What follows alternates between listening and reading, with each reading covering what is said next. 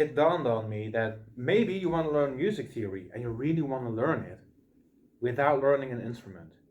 Now, if you want to get serious about music at all, you should learn to play an instrument. No doubt about it, no discussion to be had. You need to learn an instrument.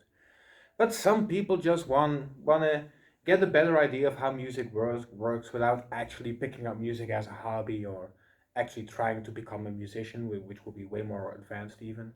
So let's discuss music theory for laymen.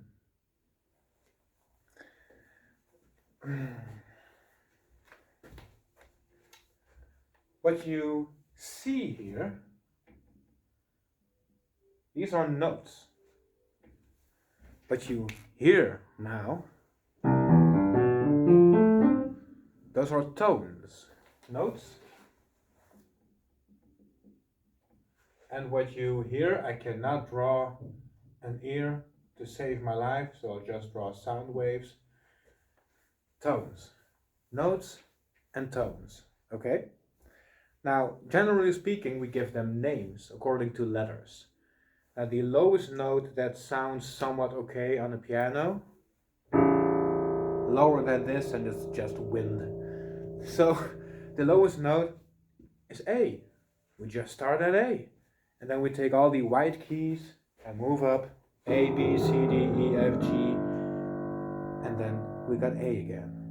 B, C, D, E, F, G, A. Okay, so we got A, B, C, D, E, F, G, A.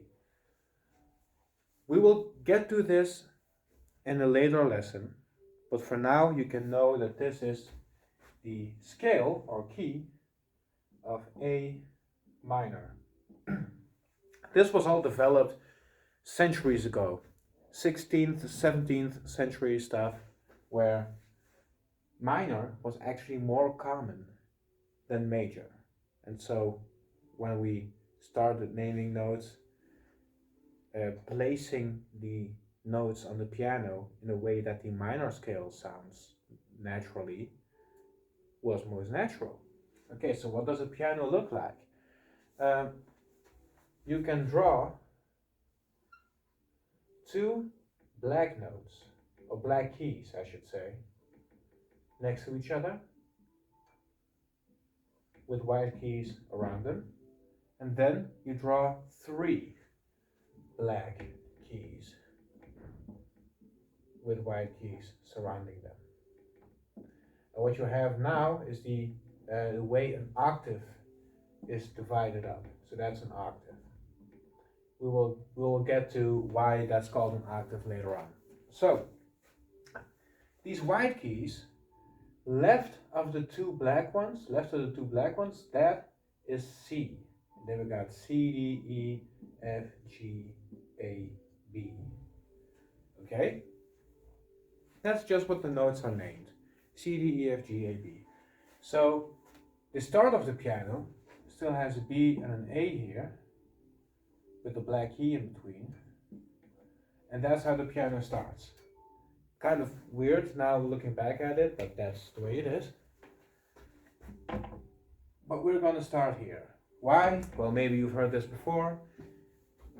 The key of A minor uses only white keys, but the key of C major uses only white keys as well. So who cares? Like, why do we care if it only uses white keys? Well, these black keys have names that are just one step a bit more complicated.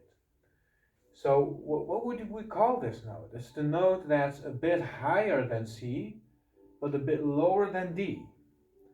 Now we can use sharps to raise the note, or flats to lower a note.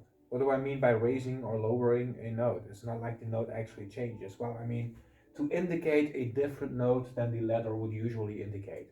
So when we want this black key, we could say, well, take C, but take the one that's slightly higher than C. So that would be C sharp. Or we could say, take D, but take the key that's a bit lower than D. Take D flat. And so that goes for all these keys. D sharp or E flat, F sharp or G flat, G sharp or A flat, A sharp or B flat. So that's how those names work.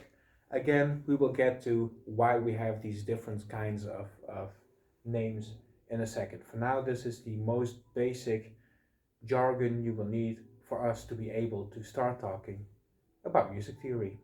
I see you in the next one.